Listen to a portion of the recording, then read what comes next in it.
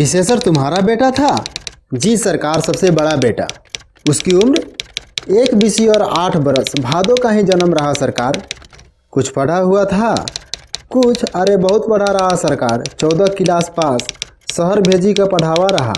मेहनत मजूरी की इन रूखी सूखी खाई पर अपने विशु को बहुत पढ़ावा रहा साहब।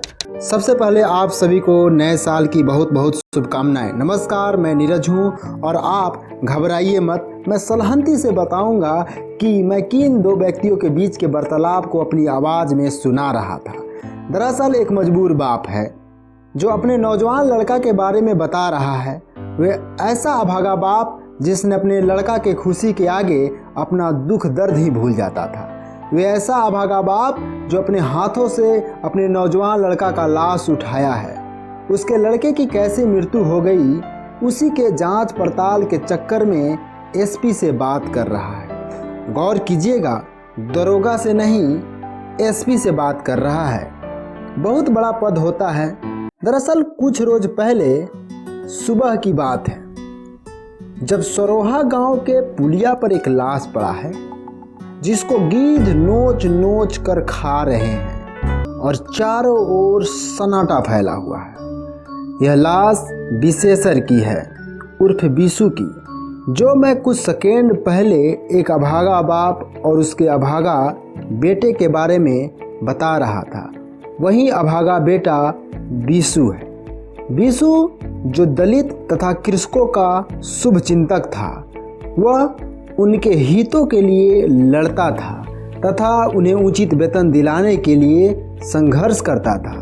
जो पुलिया पर घटना घटा है, उस घटना का कारण क्या है, उसके लिए इस बात पर ध्यान रखिएगा।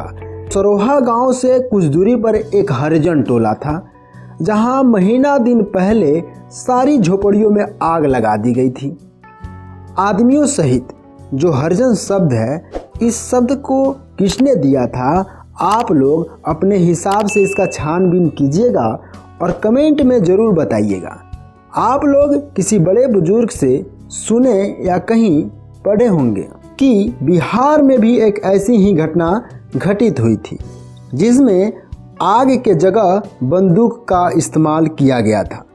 उस घटना से इस कहानी का कोई संबंध नहीं है क्योंकि यह काल्पनिक कहानी है। हरिजन टोला में जो आगजनी हुई थी, उस आगजनी के घटना का साक्ष्य विशु जुटाया हुआ था। किसी व्यक्ति का हत्या हो जाना सरोहा में ऐसे कोई नई बात नहीं थी, किंतु इस बार यह बहुत महत्वपूर्ण घटना हो चुकी थी क्योंकि सरोहा में होने वाले थे विधानसभा का उपचुनाव। विशु का हत्यारा कौन है पूरा गांव जानता है, किंतु कोई गवाही देना नहीं चाहता है क्योंकि उन्हें अपनी जान भी प्यारी है। इस घटना के कारण पूरे गांव में सनसनी फैली है और इसका लाभ उठाने के लिए तैयार हैं दो राजनीतिक दल। यहाँ आपको पता चलेगा कि नेता कुर्सी के लिए कितने नीचे गिर जाते हैं। दो राजनीतिक दल है जिसमें एक तरफ दास साहब हैं जो मुख्यमंत्री हैं और दूसरी ओर है शुकुल बाबू जो पूर्व मुख्यमंत्री हैं। दास साहब की ओर से इस बार लखन सिंह चुनाव में उतर रहा है, दूसरी ओर पूर्व मुख्यमंत्री शुकुल बाबू हैं। दास साहब जो हैं गीता के पाठ करने वाले व्यक्ति हैं और सत्ता पाने के लिए किसी भी हद तक जा सकते हैं। विशु के साथ जो घटना घटी हुई है, इन दोनों राजनीतिक पार्टियों के लिए अपॉर्चुनिटी लेकर आई है। दोनों राजनीतिक पार्टियां जानती है कि विशु का हत्यारा कौन है। दोनों पार्टियों के लिए सरोहा का विधानसभा सीट महत्वपूर्ण है और इन दोनों पार्टियों को चाहिए वोट। शुकुल बाबू विशु के घर जाते हैं और गांव में भाषण देते हैं और अपनी तरफ से खूब वादे करते हैं। फिर दास साहब विशु के घर जाते हैं और उसके पिता हीरा को अपने गाड़ी में बैठाकर मंच के पास लाते हैं जहां से उनको भाषण देना होता है और उसी समय एक योजना की शुरुआत लगे हाथ हीरा के हाथों से करवा देते हैं और डीआईजी को विशु वाली घटना के जांच के आदेश भी दे देते हैं। जांच के बाद बिंदा को दोषी पाया जाता है और उसे जेल भेज दिया जाता है।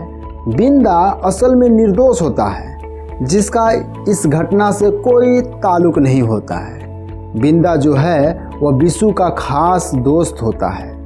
सभी को मालूम है कि बिशु का असल हत्यारा कौन है, पर किसी को बोलने की हिम्मत नहीं होती है। मैं जो यह कहानी बता रहा हूँ, यह महाभोज उपन्यास की कहानी थी। महाभोज का अर्थ होता है किसी बड़े भोज का आयोजन। मैं अपने गांव जवार की भाषा में बताऊं तो किसी के मृत्यु के बाद जो भोज का आयोजन होता है उसको महाभोज कहा जाता है, जिसको लिखा है मनु भंडारी ने, जिसने एक पूर्वाग्रह को तोड़ा कि महिलाएं भी राजनीति पर बहुत अच्छे तरीके से लिख सकती है। मैं कहूँगा कि आपको इस किताब को एक बार ज़रूर पढ़ना चाहिए, क्योंकि इसमें मिलेगा आपको राजनीतिक पार्टियों के वोट के लिए कौन कौन से पैंतरे अपनाती हैं, एक थानेदार का व्यवहार के बारे में, मीडिया किस कारण नेताओं के चाटुकारिता करने लगती है, एक ईमानदार अधिकारी का इतना तबादला क्यों होता है और ईमानदार नेता को क्यों भ्रष्ट नेता के साथ देना पड़ता है। मनु भंडारी ने अपने कलम के जादू से बहुत बढ़िया से लिखा है। मिलता हूँ एक नई किताब के साथ अगले वीडियो में। वीडियो पूरा देखने के लिए धन्यवाद।